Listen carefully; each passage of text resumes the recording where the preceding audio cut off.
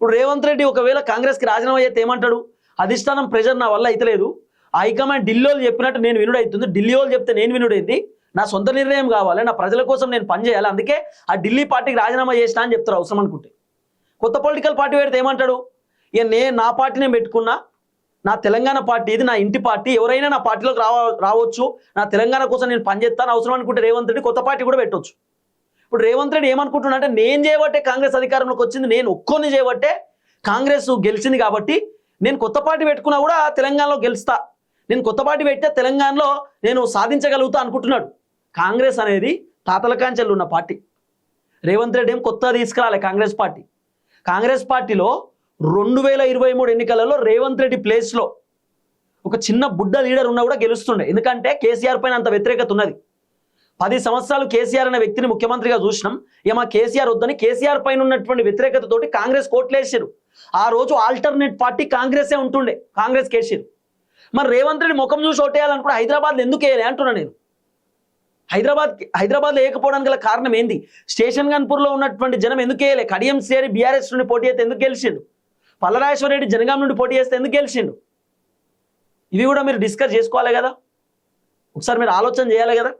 రేవంత్ రెడ్డి తనను తాను ఎక్కువ ఎంచుకుంటున్నాడు, నేను చేయబట్టే అని చెప్పి. ఇక అధిష్టానం కూడా ఈ రేవంత్ రెడ్డి మేమే దిక్కు, మేము లేకపోతే వేరే ఆప్షన్ లేదని రేవంత్ రెడ్డి అనుకుంటున్నాడు.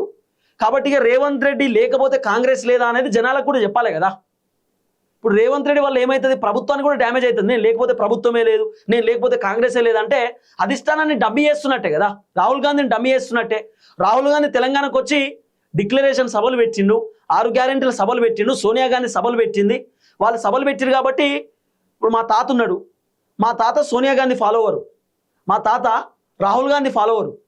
ఇప్పుడు రేవంత్ రెడ్డి ఏమో అన్ని నేను చేయబట్టే అంటే రాహుల్ గాంధీ వచ్చి దండగనా, సోనియా గాంధీ వచ్చి దండగనా? కాబట్టి అధిష్టానం కూడా ఆలోచన చేస్తురట. రేవంత్ రెడ్డికి ఇట్లనే పర్ఫార్మెన్స్ చేస్తే, ఇట్లనే రేవంత్ రెడ్డి మొత్తం నేను చేయబట్టే అని చెప్పిండు అనుకో, అధిష్టానం రేవంత్ రెడ్డి ముఖ్యమంత్రి పవర్ కడియేస్తారు. ముఖ్యమంత్రి పదవి కడియేసి వేరే వాళ్ళకి సీఎం పదవి ఇచ్చినా ఆశ్చర్యపోవాల్సిన అవసరం లేదు. మంత్రులు కూడా ఇప్పుడు చాలా ఫీల్ అవుతురట. అంటే రేవంత్ రెడ్డి తనను తాను ఓడుకుంటున్నాడు, మమ్మల్ని డిఫేమ్ చేస్తుండు, మమ్మల్ని రకరకాలుగా ఎట్లా అంటే ఒక అసోసియేషన్ చేస్తుండు, ఎట్లా మీతో ఏమైతే లేదు, మొత్తం నేనే అని చెప్పి.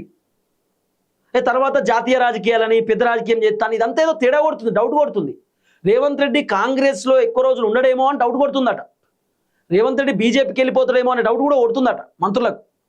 అందుకే రేవంత్ రెడ్డి పైన నజరేసిరు, ఇప్పుడు బాగా కన్నేసిరు. రేవంత్ రెడ్డి ఏం చేస్తున్నా ఏం కథ అనేది పిన్ టు పిన్ బాగా అబ్జర్వ్ చేసే కార్యక్రమం చేస్తారు.